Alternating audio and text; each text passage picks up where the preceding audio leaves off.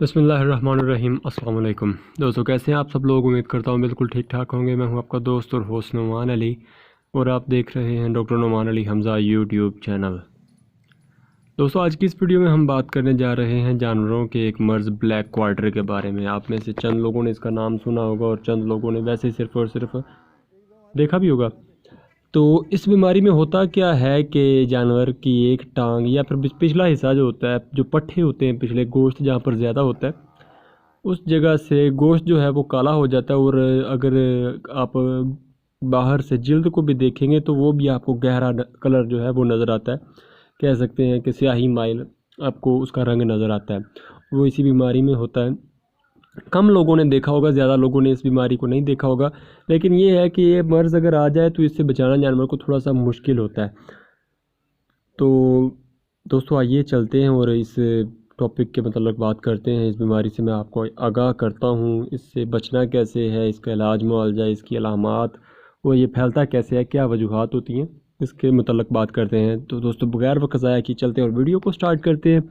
لیکن video start کرنے سے پہلے میری تمام دوستوں سے گزارش ہے کہ اگر ابھی تک آپ لوگوں نے میرے چینل ڈاکٹر نعمان علی حمزہ کو سبسکرائب نہیں کیا تو پہلے مہربانی کر کے میرے چینل کو سبسکرائب کر لیجئے، اور ساتھ میں میرے گھنٹی کے نشان کو دبا دیجئے تاکہ میری ہر نئی آنے والی ویڈیو یا کوئی بھی اپڈیٹ جو ہے وہ آپ کو سب سے پہلے ملتی رہے۔ تو دوستو ویڈیو اچھی لگے تو لائک کیجئے گا، دوستوں کے ساتھ شیئر کیجئے، اور اپنے کمنٹ سیکشن میں اپنی رائے کا اظہار ضرور کیجئے گا۔ اس کے علاوہ میری ایک اور ریکویسٹ ہے کہ آپ لوگوں سے جو میری یہ ویڈیو دیکھ رہے ہیں کہ کیا آپ نے ایسا مرض ملتا جلتا دیکھا ہے؟ اگر تو آپ پوری دیکھیں گے ویڈیو تو شاید آپ کی سمجھ میں آ جائے، یا پھر سمپل یہ جو ہے کہ بلیک کوارٹر جو میں نے ابھی تھوڑا سا تعارف کروایا کہ ایسی کوئی علامات والا آپ نے جانور دیکھا ہے؟ اگر دیکھا ہے تو آپ ہاں یا نہ میں جو ہے کمنٹ میں اپنا ضرور بتائیے گا جواب جو ہے۔ تو دوستو بغیر وقت ضائع کیے چلتے اور ویڈیو کو سٹارٹ کرتے ہیں۔ تو دوستو عام طور پر اس کو black quarter, black leg quarter ill, quarter evil اور چوڑے مار کے نام سے جانا جاتا ہے۔ پنجابی میں کہہ لیں یا پھر جو اردو میں ہے وہ چوڑے مار کا نام ہے۔ یہ دوستو جانوروں کا ایک متعدی مرض ہے، یعنی کہ ایک جانور سے دوسرے جانور میں بڑی آسانی سے چلا جاتا ہے۔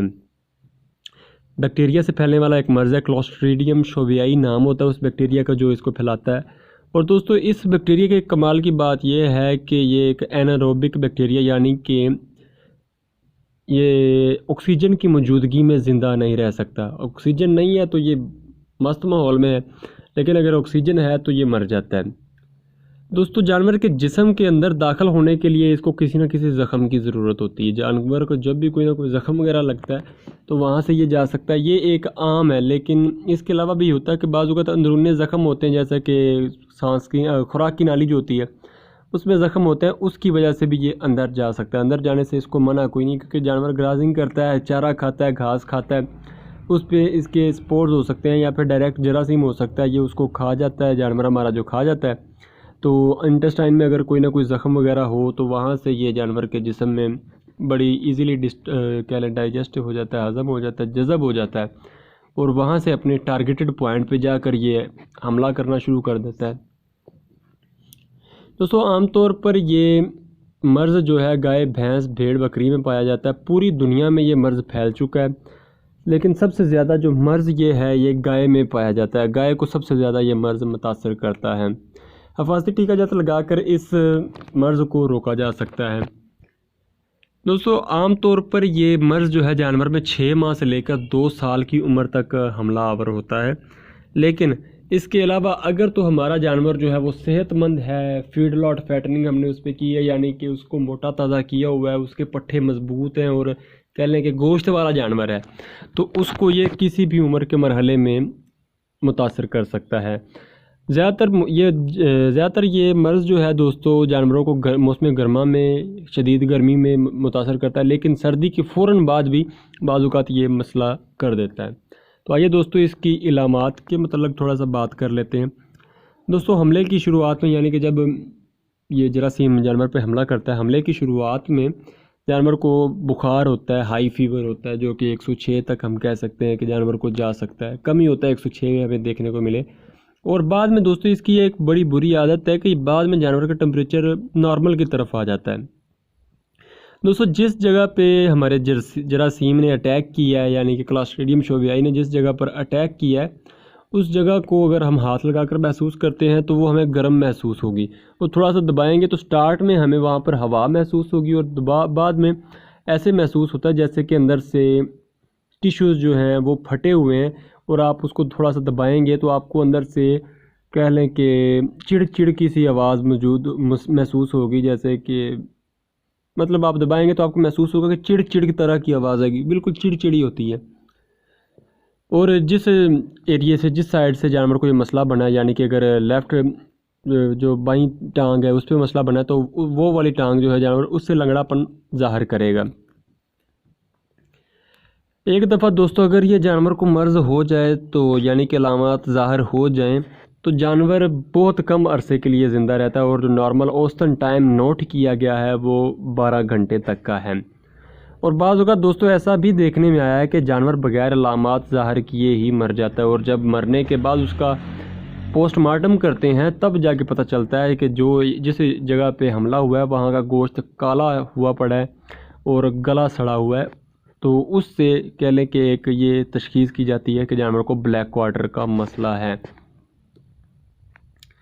دوستو اس کی کیا کہہ لیں ویکسینیشن اور پریونشن احتیاطی تدابیر وغیرہ جو ہیں وہ